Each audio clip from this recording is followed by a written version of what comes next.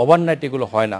তবে আপনি অনেক দূর এগিয়েছেন, আরও যারা প্রতিদ্বন্দ্বীরা কাজ করে তারা অনেক দূর এগিয়ে গেছে, আমাদেরকে এগিয়ে মানে হতাশ হওয়ার কিছু নাই।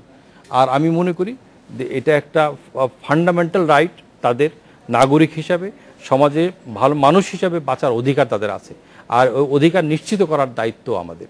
আর সরকারের সাথে আমরাও ব্যবসায়ী সমাজ, আমরা এদেশের মানুষ, আমরা তাদের নিয়ে কাজ করব। That is our commitment.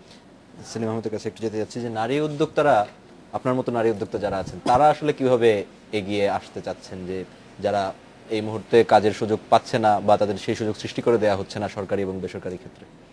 আপনি কি এখানে প্রতিবন্ধী নারী উদ্যোক্তাদের কথা বলছেন নাকি নারী?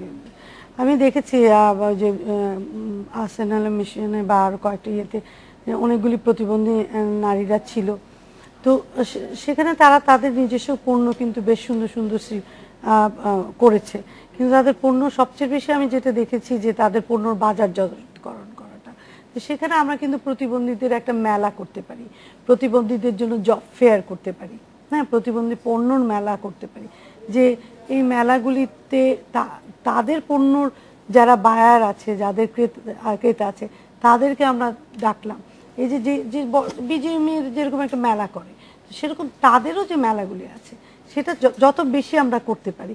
আমি ব্যক্তিগতভাবে একটা জিনিস মনে করি যে ঠিক একটা প্রতিবন্ধী তার অনেক দুর্বল আছে, কিন্তু তাকে কিন্তু আমি করুণার দৃষ্টিতে দেখলে হবে না, বা করুণা দিয়ে আমি চ্যারিটি করব তাহলেও কিন্তু হবে না। এই প্রসঙ্গে ইসলাম বাবু একটা প্রশ্ন যদি আমি করি, ইন্টারাপ্ট করি, সেটা হচ্ছে যে অনেকের এক ধরনের দৃষ্টিভঙ্গি আছে যে এই দয়া দাক্ষিণের মতো, যে তারা আসলে আমরা যে এই ধরনের কাজ করতে পারি তারা সব ধরনের কাজ করতে পারে না, সুতরাং তাদেরকে আসলে একটি সুনির্দিষ্ট কাজ, যেমন শুধুমাত্র সেলাই করা, শুধুমাত্র কারুশিল্প, চারুশিল্প এগুলো করা, আমরা যেই কাজগুলো করতে পারবো সবগুলো তাদের দিয়ে হবে না। এই বক্তব্যের সাথে কি আপনি? শুনুন, আমি এইচআর এর হেড, আমার নিটল নিলয় গ্রুপে এইচআর এর সবচেয়ে বড় একটা বিষয় দেখতে হয়, সেটাকে বলে ডাইভার্সিটি।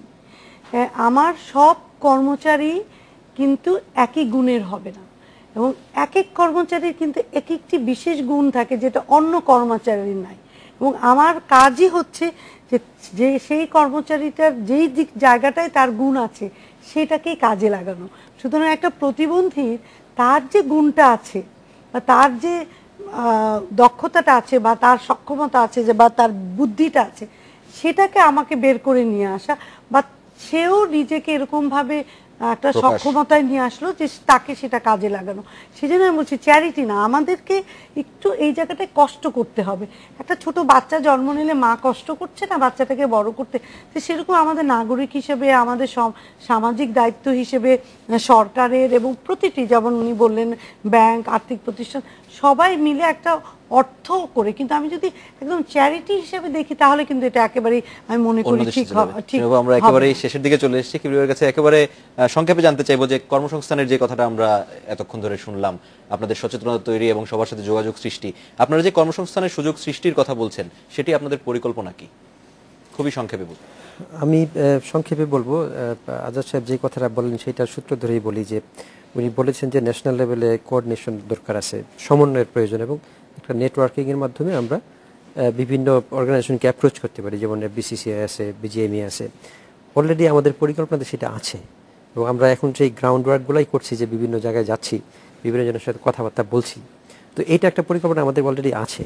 আরেকটা পরিকল্পনা আছে যে প্রতিবন্ধীদের জন্য আলাদা একটা ফান্ড ক্রিয়েট করা, যেটা আমি অলরেডি কথাবার্তা বলা শুরু করেছি বিভিন্ন বিজনেস প্রতিষ্ঠানের সাথে, যে ওনাদের যে সিএসআর আছেন, ওই সিএসআরটা তো যার যার মতো সে খরচ করতেছেন। এখন আমাদের দেশে যদি একটা ফান্ড ম্যানেজমেন্ট ইউনিট থাকে যেখানে সবাই সিএসআরটা ওখানে দিতে পারে, ওই ফান্ডটা যদি পুল ফান্ড হয়, সেই ফান্ডটা পুল করে সেটা প্রতিবন্ধীদের প্রায়োরিটি দিয়ে ওদের যে প্রোগ্রামগুলো আছে ওখানে এটা ম্যানেজ করা যায় কিনা বা দেওয়া যায় কিনা, সেইটা যদি আমরা করতে পারি ন্যাশনাল লেভেলে, তাহলে বেসরকারি লেভেলে যারা দিতে চায় তাদের কিন্তু একটা ট্রান্সপারেন্ট ওয়ে থাকবে দেওয়ার মতো। এখন অনেকেই দিতে চায় টাকা পয়সা, অনেক এনজিও, কিন্তু এটা ট্রান্সপারেন্ট হবে কিনা, ঠিকমতো খরচ হবে কিনা, এটা একটা সমস্যা। আমাদের এখানে শেষ করতে হচ্ছে। আজকে আমাদের স্টুডিওতে আসার জন্য আপনাদের অনেক ধন্যবাদ। এই ছিল আজকের আশার বাংলাদেশে আমন্ত্রণ, আমাদের পরের আয়োজনে।